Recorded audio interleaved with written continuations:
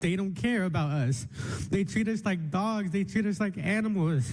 A 16-year-old boy's emotional testimony about the impacts of ICE in the community at a Hillsborough City Council meeting last week that has now gone viral.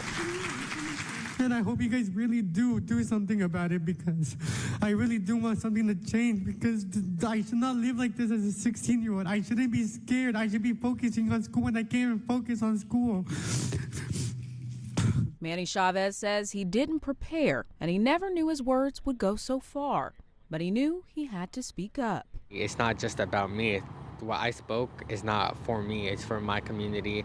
It's for all colored people. It's all for my Hispanic culture. Since the meeting, Chavez has started a fundraiser to create a Hillsborough Immigration Support Fund, which he says will support families impacted by the increased ICE arrest in the area with financial and legal help.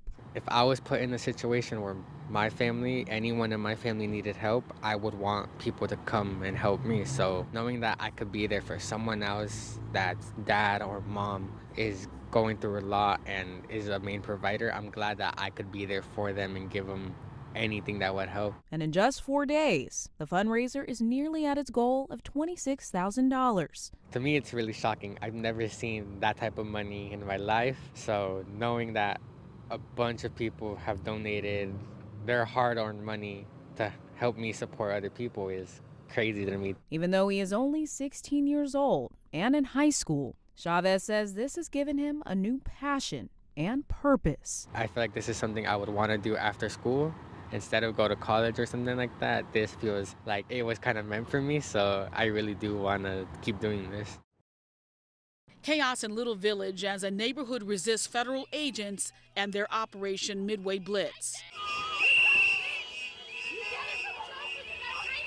An angry crowd gathers after federal officers allegedly detain a young woman near 26 in Kedzie.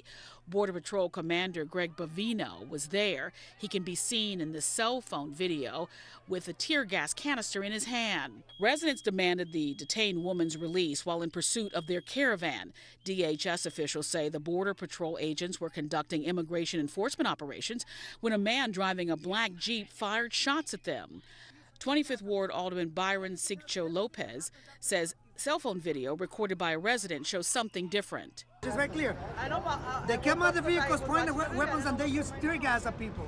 Moments later, a Chicago police officer who had been called to the intersection for crowd control was hit by a car. He was taken to an area hospital. CPD has not updated his condition. More chaos ensues when residents say CPB agents used tear gas to take another person into custody near 26th and Pulaski, all under the watchful eye of the agency's helicopter. It's just been terrible to see what ICE is doing to our communities. We're scared for our neighbors. We're scared for our friends. This afternoon, warning whistles and vehicle horns once again blared as neighbors say federal agents attempted unsuccessfully to detain a man and his 11-year-old niece near 25th and Sawyer. Tensions flared after CPD once again was called for crowd control when federal agents left after claiming a vehicle rammed their SUV. Oh my God. Oh my God. Is he seizing? I think is he seizing? Video obtained by CNN shows a man apparently having a medical episode during an immigration and customs enforcement arrest. The incident happened when ICE officers were detaining a woman identified by the Department of Homeland Security as Juliana Malena Ojeda Montoya. The Department of Homeland Security said in a statement she's an undocumented immigrant from Ecuador who in August allegedly, quote, repeatedly stabbed her co-worker with scissors and then threw a trash can at her victim. She was in an SUV with her husband, Carlos Sebastian Zapata, and their daughter when ICE stopped them.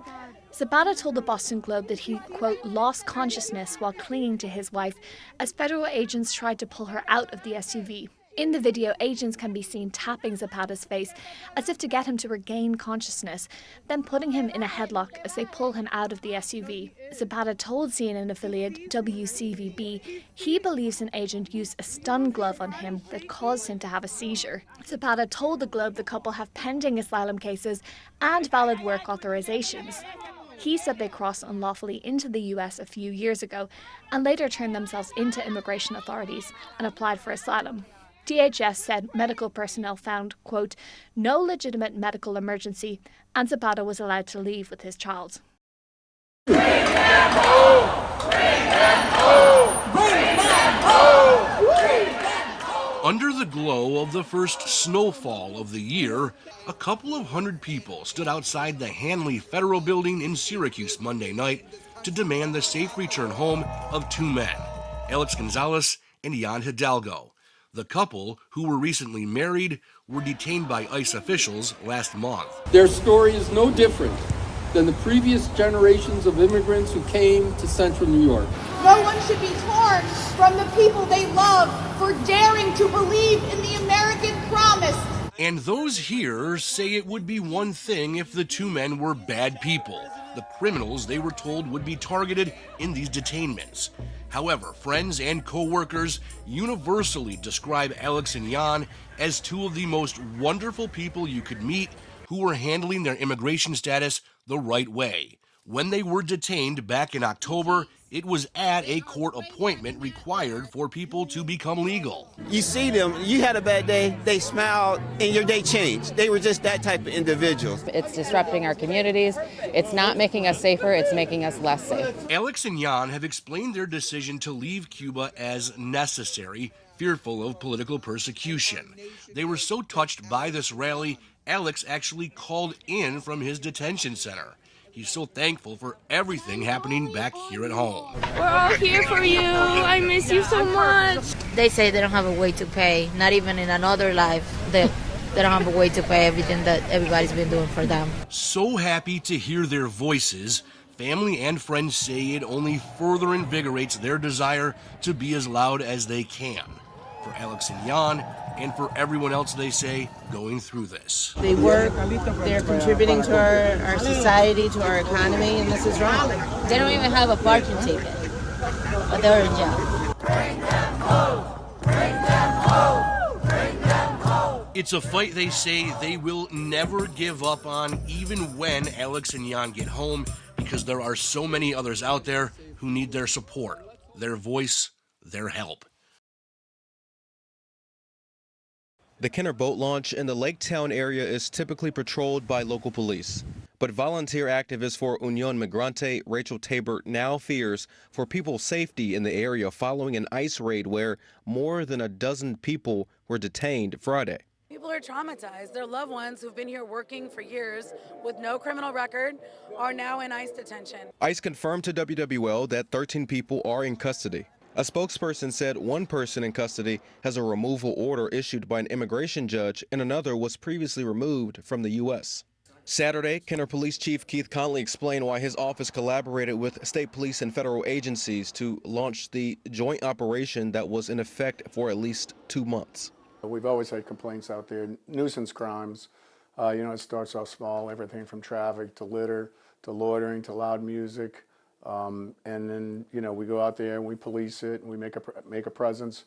But it seems like the activity was escalating into just lawlessness. And when asked why he included ICE in the operation, we brought them in because we knew there was going to be a large amount of Hispanics out there. We have had ICE assist us with some gang activity or some gang affiliations that come through the city. Tabor says the collaboration with ICE is unfair. They racially profile people. They're calling people criminals that have minor sound infractions. They're literally picking up anyone that looks Hispanic and turning them over to ICE. We asked a spokesperson from ICE if any of the people in custody were going through the legal process of obtaining a visa or permanent legal status. Her response was, quote, "Not that I'm aware of," unquote. Chief Conley denied claims that his officers are racially profiling people within the city. I can assure you they're not, but if they have a complaint, they're more than welcome to contact our Internal Affairs, Department of Justice, FBI. We're an open book. Reporting in Kenner, Winston Reed, WWL, Louisiana.